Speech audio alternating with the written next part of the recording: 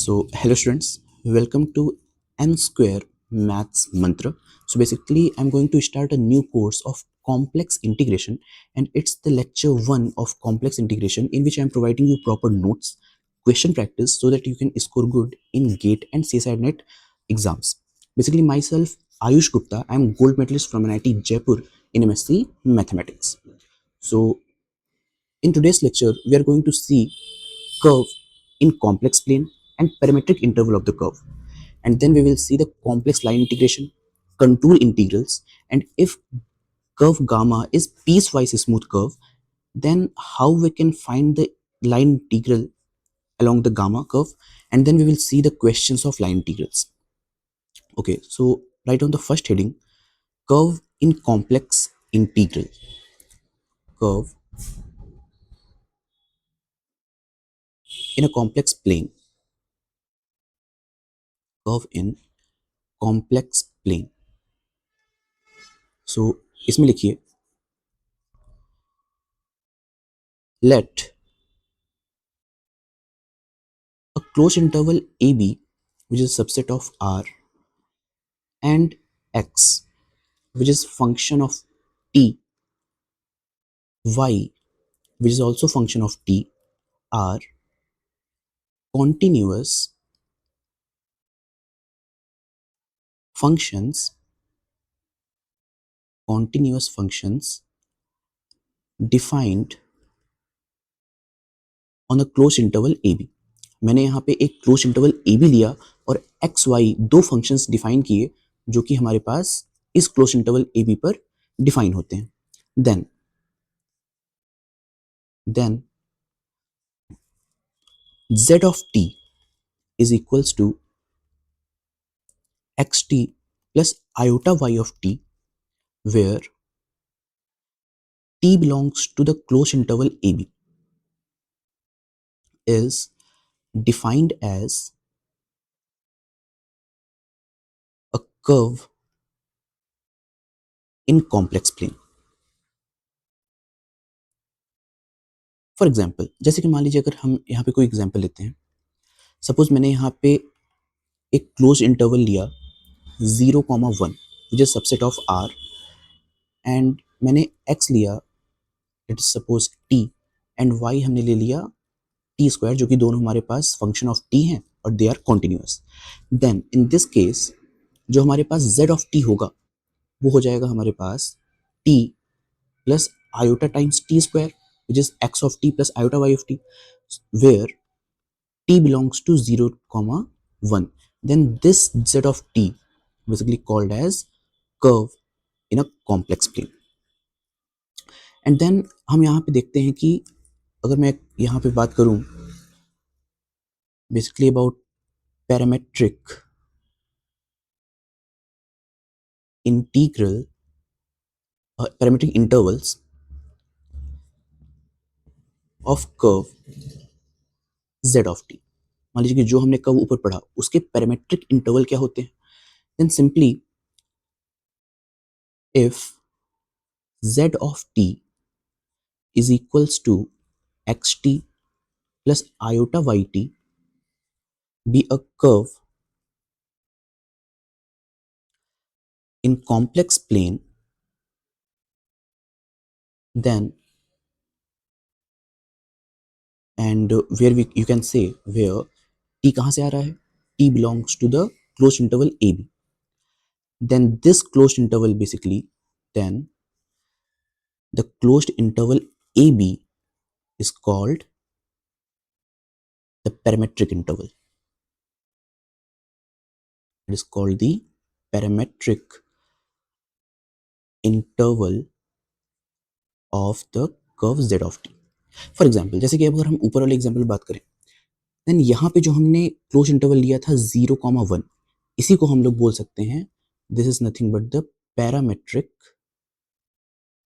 Interval. Clear? So these two topics are here. First of all हमें यहाँ पे समझना पड़ेगा कि हम जिन फंक्शंस का इंटीग्रेशन करने जा रहे हैं वो फंक्शंस कैसे हैं.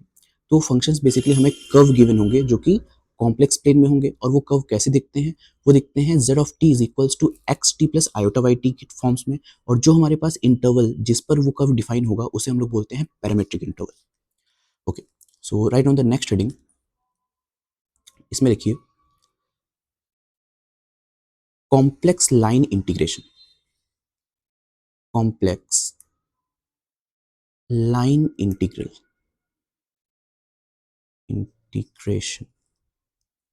Very students, complex line integration. Okay, so there are basically two cases are here. तो केस नंबर 1, इसमें हम लोग लिखते हैं सबसे पहले, if let's suppose f of t is equals to u of t plus iota v of t। अगर हमारे पास एक फंक्शन f of t है जो कि डेफिनेटली हमारे पास ये कर्व है इन अ कॉम्प्लेक्स प्लेन, जो कि इस प्रकार से हमें गिवन है कि वो एक कॉन्टिन्यूअस फंक्शन है, be any continuous function of real variable t which belongs to the closed interval ab, then the integration from a to b of the function f of t dt will be equal to integral a to b u of t dt plus iota times integral a to b v of t dt। Basically in the case of real, जैसे कि यहाँ पे हमने कौन से variable का use किया है, यहाँ पे हमने यूज किया है रियल वेरिएबल्स का। सो इट इज माई केस 1 जब हम लोग रियल वेरिएबल का यूज करते हैं, एंड जब हम लोग कॉम्प्लेक्स वेरिएबल का यूज करेंगे तब हम उसको केस नंबर 2 में पढ़ेंगे। तो सबसे पहले केस नंबर 1 समझते हैं, जब जो हम अभी तक यूज करते आ रहे हैं। इसमें लिखिए कि in case of real variable, real variable the path of the integration, the path of integration of the integral, let's suppose a to b ft dt, is always along the x-axis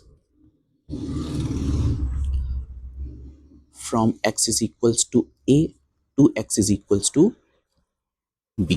okay, देखिए अब यहाँ पे हमसे क्या कहा जा रहा है कि जब कभी भी हम इंटीग्रेशन करते हैं एंड उस इंटीग्रेशन में हमारे पास रियल वेरिएबल्स गिवन हो, so in the case of real variables हमारे पास जो पाथ होता है इंटीग्रेशन का वो ऑलवेज अलोंग होता है एक्स एक्सिस के। जैसे कि फॉर एग्जांपल अगर मैं यहाँ पे कहूँ कि ये हमारे पास हो गया Y axis and this becomes our x axis. So अगर हमें यहाँ पे कोई कर्व गिवन है, let's suppose this is my curve which is Y is equals to F of T, जो कि मैंने कुछ इस तरह से डिफाइन किया है, which is u of t plus iota times v of t, और यहाँ पे मैंने x is equals to a ले लिया and here it is x is equals to b। तो जब हम इसको डिफरेंशिएट करते हैं then always the differentiation will goes like this, means from a point to from b point. Always जो भी यहाँ पे डिफरेंशिएशन होगा वो x एक्सिस के अलॉन्ग होता है, और इस वजह से हम यहाँ पे इसको कुछ इस तरह से डेरिवेट कर लेते हैं, x is equals to a से x is equals to b के लिए। क्लियर? बट अगर यहाँ पे अगर हमने सेकंड केस लिया, सेकंड केस में हम कहते हैं कि अगर मैंने यहाँ पे केस नंबर 2 की बात की और केस नंबर 2 में हम लोग वेरिएबल देते हैं कॉम्प्लेक्स। फॉर एग्जांपल इसमें लिखिए कि let if f of z is equals to uz plus iota times v of z be any continuous complex valued function, complex valued function of complex variable। Means अभी तक तो हम complex valued functions की बात कर रहे थे, but अब हमने उसके साथ साथ कॉम्प्लेक्स वेरिएबल्स की भी बात कर ली। कॉम्प्लेक्स वेरिएबल्स, और यहाँ पे कॉम्प्लेक्स वेरिएबल क्या होगा, z, और z क्या होते हैं, z is equals to x plus iota y. And suppose हमने यहाँ पे एक कर्व डिफाइन किया गामा, जो कि किस तरह से डिफाइन है, gamma is such that the closed interval a b to the set of complex numbers such that, gamma कुछ इस प्रकार से हमारे पास डिफाइंड है कि जो f ऑफ x है is continuous, f of x is continuous at all points of at all points of gamma of t, where t belongs to the closed interval ab. Then the integration of f of z dz over the curve gamma, this is equals to, ये हमारे पास किसके equal हो जाएगा, तो अगर मैं यहाँ पे देखूं तो हम किसके अलोंग इंटीग्रेशन कर रहे हैं, हम गामा के अलोंग इंटीग्रेशन कर रहे हैं। तो मैं क्या करूंगा कि इस z को गामा के टर्म्स में ही लिख दूंगा, यानी कि अगर मैं यहाँ पे देखूं तो मुझे क्या लिखना चाहिए कि जो z है वो एक्चुअली में गामा ऑफ t ही है, क्योंकि मैं गामा के अलोंग यहाँ पे इंटीग्रेशन कर रहा हूँ। सो दैट्स वाई अगर हम यहाँ पे देखें देन dz हमारे पास इक्वल हो जाएगा गामा डैश t dt के। तो इस वैल्यू को अगर मैं यहाँ पे पुट करूँ तो ये हमारे पास हो जाएगा इंटीग्रेशन, और एक्चुअली में गामा कहाँ से कहाँ तक जा रहा था, अगर मैं यहाँ पे देखूँ देन गामा हमारे पास a टू b जाता है, तो इसकी लिमिट अब यहाँ पे चेंज हो जाएगी a to b f of gamma t times dz will be over here gamma dash t dt. So this is basically our line integral, this is our complex line integral along any curve.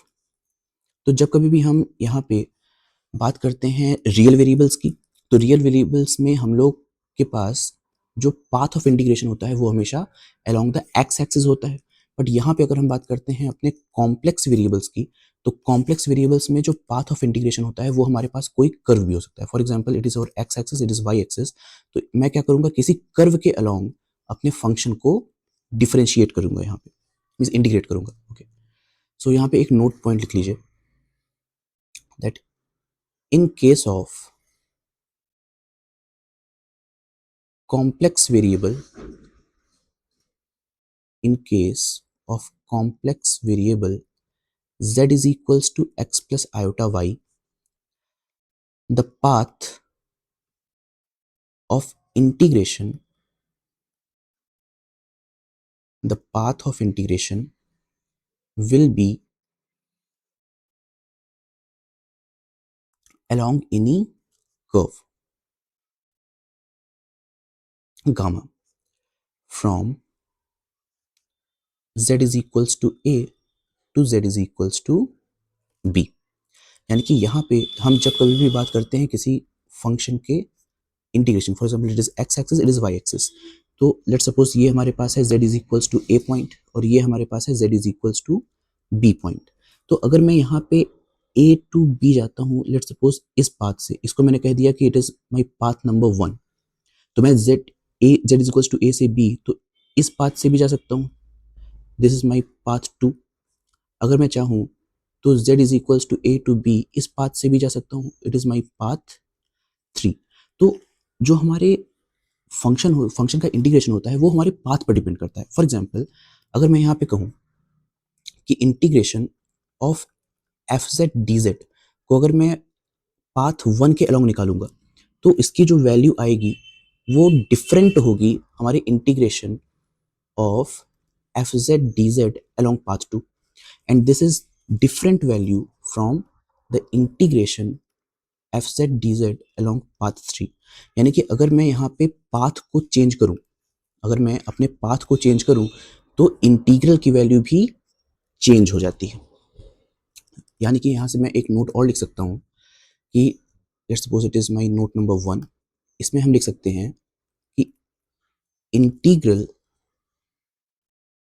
Integrals value depend upon the path, या फिर curve कह लीजिए of integration, कि integration किस path के along हो रहा है उस पे हमारे पास इंटीग्रेशन की वैल्यू डिपेंड करती है। बट यहाँ पे हमारे पास एक केस और होता है। फॉर एग्जाम्पल पॉइंट नंबर 2, इसमें नोट करिए कि late f of z be any analytic function, be any analytic function over any domain d, then the integration of f of z, let's suppose कि हमने यही figure लिया और इस figure में मैं क्या कह रहा हूँ कि मैंने 1 के अलोंग इंटीग्रेशन किया, 2 के अलोंग इंटीग्रेशन किया एंड देन 3 के अलोंग इंटीग्रेशन किया, देन यहाँ से हमें क्या मिल जाएगा, then this value will be equal to the integration of f of z along the second path, and which is equals to the integral value along the third path. यहाँ से मुझे ये पता चल रहा है that is the integrals are path independent. Basically these integrals are path independent. Clear? यानी कि जब कभी भी हमारे पास फंक्शन एनालिटिक फंक्शन होगा तो उस केस में पाथ हमारे पास डिपेंड नहीं करता उसकी वैल्यू को डिफाइन करने के लिए, यानी कि वो हमारे पास जो भी इंटीग्रल वैल्यू होगी वो पाथ इंडिपेंडेंट हो जाती है। क्लियर?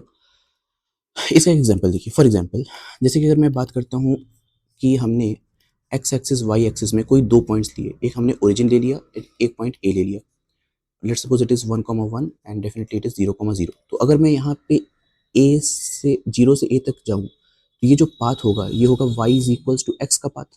बट अगर मैं यहाँ पे लेट्स सपोज एक पॉइंट बी यहाँ डिफाइन करता हूँ और अगर मैं इस पाथ को पाथ 1 कहता हूँ, बट मैं पाथ 1 से न जाकर किस तरह से जाऊँ, सबसे पहले मैं ओ से लेकर के यानी कि 0 से 1 तक जाऊँ एंड देन बी से लेकर के ए तक चला जाऊँ, देन ऑल्सो मैं ए पॉइंट पर पहुंच जाऊंगा।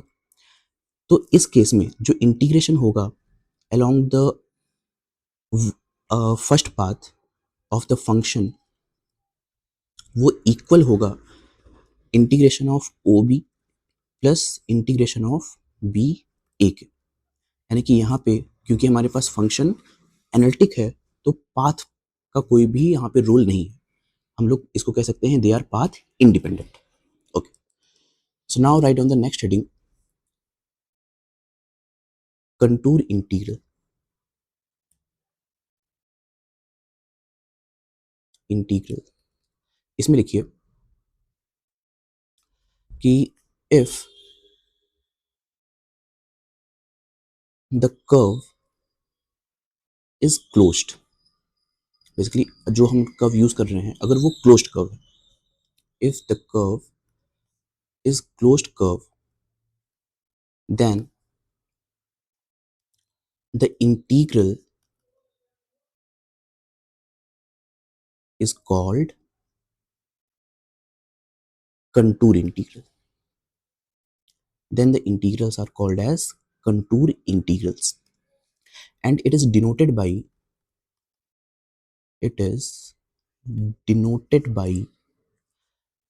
the closed interval को मैं यहाँ पे एक तरह से स्मॉल सर्कल से डिनोट करता हूँ और यहाँ पे c का मतलब है it is closed curve c and fz dz. This is the notation. And now there is one more concept, इसको भी मैं लिखा देता हूँ। इसमें लिखिए if curve gamma is piecewise, अगर हमारे पास जो कर्व गामा गिवन है वो पीसवाइज कर्व है, piecewise smooth curve. Smooth means कि वहाँ पे हमारे पास कोई इंटरसेक्शन नहीं है, they are very smooth curves, means no intersection exist there in the curve, then हमें इनकी वैल्यू यहाँ पे फाइंड आउट करनी है। क्लियर? तो यहाँ पे ध्यान दीजिए, अगर गामा हमारे पास एक पीस वाइज फंक्शन है तो मैं क्या लिख सकता हूँ, इसका मतलब कि जो गामा है वो ढेर सारे हमारे पास कर्व्स में डिवाइडेड है, तो मैं लिख सकता हूँ लेट्स सपोज कि वो n कर्व्स में डिवाइडेड था, so I can write gamma is equals to gamma 1 union gamma 2 union gamma 3 up to gamma N. Let's suppose हमारे पास गामा एन फंक्शंस में पीस वाइज डिवाइडेड था। तो अब अगर मैं यहाँ पे सीधे सीधे इनका इंटीग्रेशन करूँ तो मैं लिख सकता हूँ यहाँ पे integration of gamma one union gamma two up to gamma n of the function fz dz. This can be written as the integration over gamma 1 fz dz plus integration over gamma 2 fz dz plus up to integration over gamma n fz dz. So this can be written as a summation I is equals to 1 to n integration of over gamma I fz dz. और यहाँ जो हमारे पास ये integrals होते हैं जो कि हमारे पास सम के फॉर्म में लिखे गए हैं, these integrals are basically called as Riemann integrals. These integrals are called as Riemann integrals. कभी कभी हमारे पास questions में ऐसे words आ जाते हैं जब हमें इनका use करना होता है. Okay. So now write down some questions based upon the today's lecture. So write down the first question here. Question number 1. इसमें लिखिए कि find the value of integral sin of integration 0 to 1 plus iota x minus y plus iota x square dx along the straight line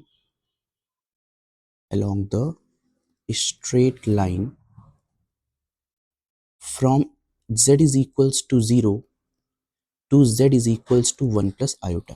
Okay, so now let's see the solution first. देखिए हमें यहाँ पे क्या given है, हमें given है straight line from z is equals to 0 to 1 plus iota. Means अगर मैं यहाँ पे देखूँ तो z को मैं क्या लिख सकता हूँ, z को लिख सकता हूँ x प्लस आयोटा y. तो यहाँ पे z is equals to 0 given है, विच मीन्स x की वैल्यू यहाँ पे 0 है एंड y की वैल्यू भी 0 है. तो हमें एक पॉइंट यहाँ से मिल गया 0,0. और मैं देखता हूँ z is equals to 1 plus iota which means x is equals to 1 and y is equals to 1. So we get basically 1,1. तो अगर मैं यहाँ पे इन्हें एक्स वाई प्लेन पर ड्रॉ करूँ तो मुझे क्या मिल जाएगा, यहाँ से ये हो गया मेरे पास X axis Y axis and यहाँ पे हमें एक पॉइंट गिवन है 0,0, लेट्स सपोज ओ पॉइंट. और यहाँ पे एक पॉइंट हमें गिवन है 1,1 जिस ए पॉइंट. तो अगर मैं देखूँ तो ये तो हमारे पास जो कर्व हमें मिलेगा straight line y is equals to X line मिल रही है. तो हमें y is equals to X line के अलोंग इंटीग्रेशन करना है अपने इस फंक्शन का. Clear? So the straight line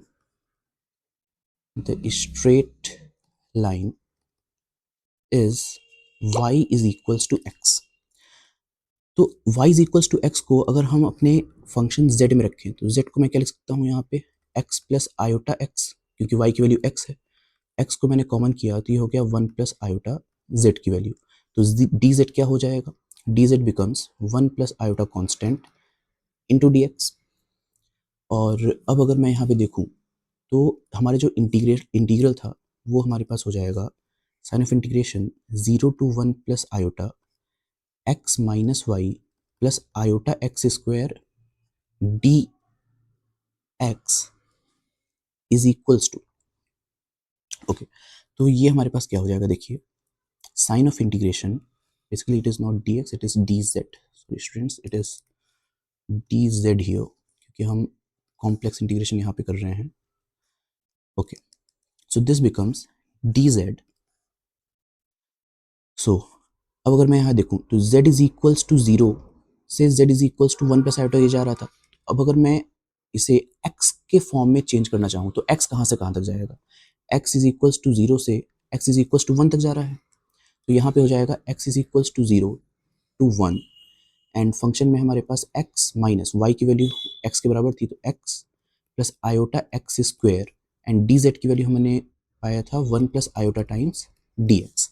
so X X cancel out हो जाएगा. यहाँ से हमारे पास आ गया sign of integration 0 to 1, iota बाहर चला जाएगा and X square times 1 plus iota d x. So 1 plus iota as a constant है, ये भी बाहर आ जाएगा. सो 1 प्लस आयोटा टाइम्स यहाँ पे हो गया x cube by 3 from the limit 0 to 1. Iota से मल्टीप्लाई कर दीजिए. So iota minus 1 because iota square will be minus 1, and here it becomes 1 by 3 minus 0. So the answer will be iota minus 1 by 3 is my answer of this integral. Now write down one more question, question number 2. इसमें लिखिए कि evaluate the sign of integration over L z bar dz from z is equals to 0 to z is equals to 4 plus 2 iota along the curve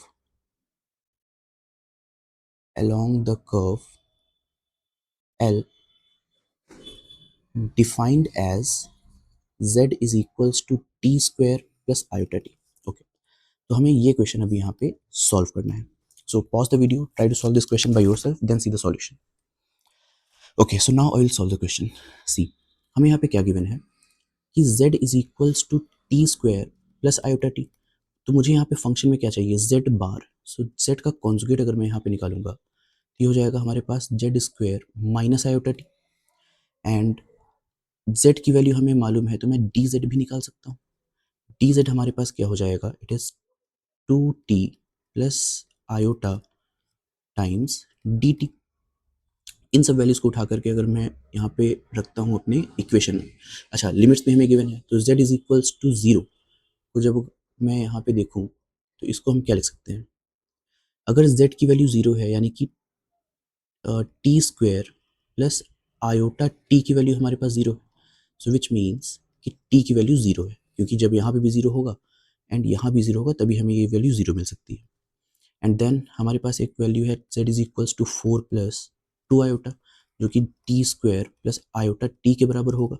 तो अगर मैं real part को compare करूँ so T square is equals to 4, and imaginary part को compare करूँ so T is equals to 2. तो यहाँ से हमारे पास आ जाएगा T is equals to plus minus 2, यहाँ से हमारे पास आ जाएगा टी इज इक्वल्स टू 2. तो डेफिनेटली हमारे पास जो लिमिट होगी वो हो जाएगा z इज इक्वल्स टू 0 से 2 4 plus 2 iota, and the function is z bar dz. So it is t is equals to 0 to 2, and the function is t square minus iota t square minus iota t times 2t plus iota dt. Now solve this. तो ये हमारे पास हो जाएगा integral 0 to 2. अब अगर मैं यहाँ पे इनका t स्क्वायर से मल्टीप्लाई करूँ so it becomes here 2t cube plus iota t square minus 2 iota t square, and it is minus iota square which is plus 1 with t, so it is plus t dt. तो हमारे पास ये हो जाएगा sign of integral 0 to 2, and यहाँ पे मैं लिख सकता हूँ 2t cube and it is minus 2 iota t square and plus t square, so it is minus iota t square plus t dt. तो यहाँ से हमारे पास आ गया 0 to 2, एंड अब मैं इसको सॉल्व करूँगा अगर, तो हमारे पास हो जाएगा ये 2 as a constant and t power 4 by 4 with the limit 0 to 2 minus iota as a constant, and here it is t cube by 3 0 to 2 limit plus t square by 2 0 to 2 limit. तो ये हमारे पास हो गया 2 times, so it is 2 power 4 यानी कि it is 4 into 4 16 by 4 minus iota times 8 by 3 plus 4 by 2. तो यहाँ से हमारे पास हो जाएगा इट इज 4 यानी 8 minus iota 8 by 3 plus 2, so it is 10 minus iota 8 by 3 is our answer. Clear? So now I'm giving it as a homework question for you, and आज मैं ज़्यादा क्वेश्चंस नहीं करा पा रहा हूँ बिकॉज मुझे कुछ इंपॉर्टेंट वर्क से कहीं जाना पड़ रहा है, एंड कल मैं इनके क्वेश्चंस को आपको कराऊंगा. तो इसमें लिखिए एक होमवर्क क्वेश्चन आपके लिए कि evaluate the integral over t fz dz where fz is equals to y minus x minus 3x square iota, and L is the line segment. L is the line segment from z is equals to 0 to z is equals to 1 plus iota. Then you have to find this integral. Okay, so keep learning, stay tuned. Thank you, students.